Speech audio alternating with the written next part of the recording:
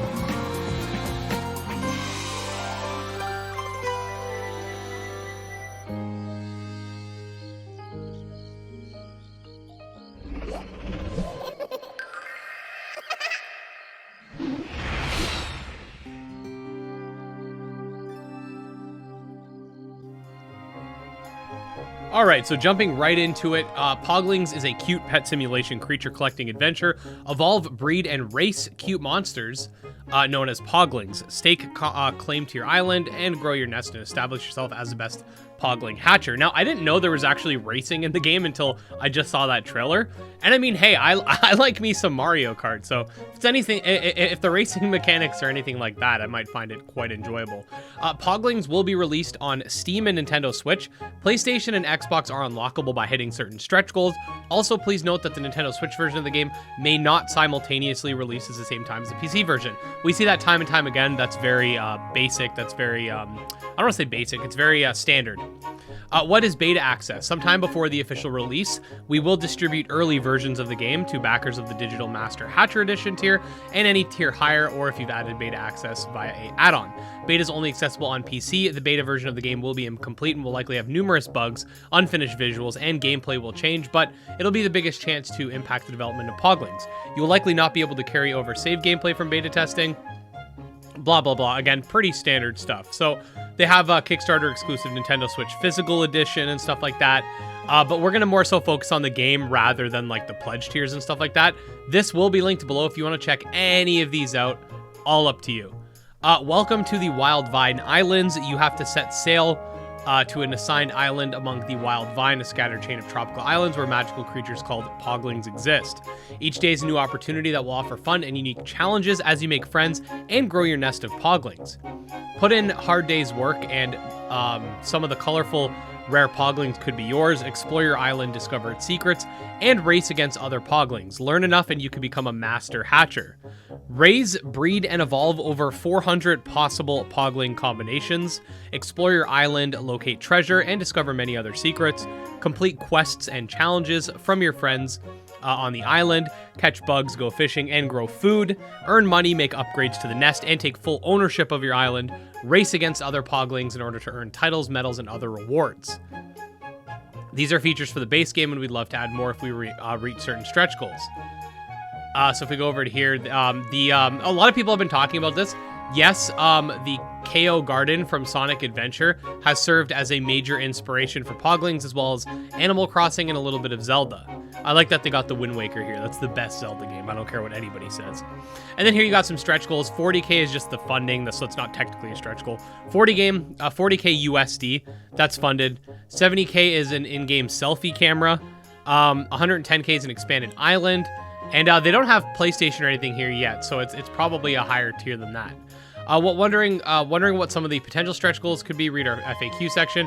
I mean, you can see right here they've got like it looks like that might be co-op or something like that, just by the two controllers together. The world of Poglings is actually a play on the word pollywog for tadpole, just like tadpoles, Poglings gradually change in appearance over time. However, don't be fooled, Poglings are very mysterious and complex. Poglings are very influenced by what they're given to consume. Giving a fish to your Pogling will greatly advance their ability to swim. They have different alignments that can hatch from with a variety of different eggs.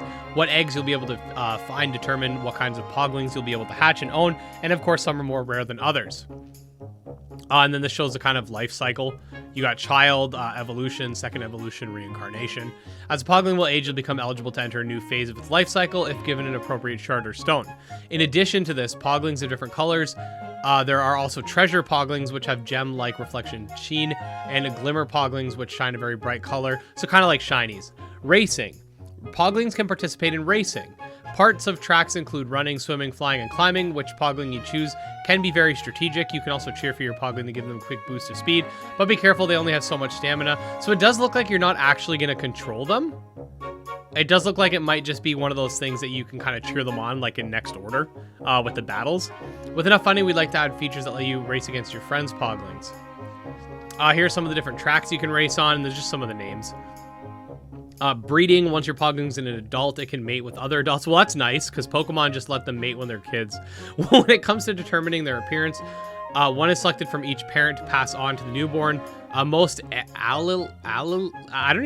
never seen that word in my life before, are equally dominant, meaning one of the, I'm just going to say genes is selected at random to determine its appearance. However, some exceptions can occur dependent on the parent's colors. For example, a red Pogling mating with a blue can sometimes make a purple one. Breeding Poglings is also a great way to advance forward to owning Poglings with higher letter grades, but that's a bit deep to dive into here in the Kickstarter. Then you have some activities. You can find hidden eggs, you can, farm, catch fish, catch butterflies, find treasure.